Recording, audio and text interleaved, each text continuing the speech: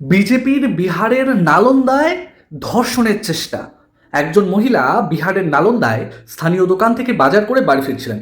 রাস্তাতেই তাকে 3 যুবক ধর্ষণের চেষ্টা করে। একবার ভেবে দেখেছেন, নালন্দার মতো জায়গা যেখানটা কিনা সারা পৃথিবী থেকে মানুষ আসতো পড়াশোনার জন্য, যেটা কিনা একটা শিক্ষাক্ষেত্র হিসাবে সারা পৃথিবীতে সমৃদ্ধ ছিল, সেখানেই বিজেপির শাসনে নারী নিরাপত্তার করুণ চিত্র।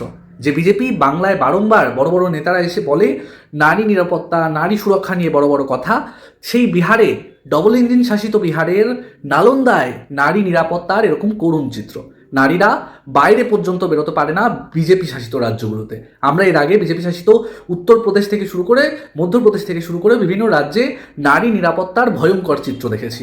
এবার বিহারের নালন্দায় ধিক্কার জানাই এই বিজেপিকে, যারা কিনা বাংলায় এসে নারী নিরাপত্তার কথা বলে আর আদতে নারী নিরাপত্তা নিয়ে তাদের কোনো কাজই দেখা যায় না।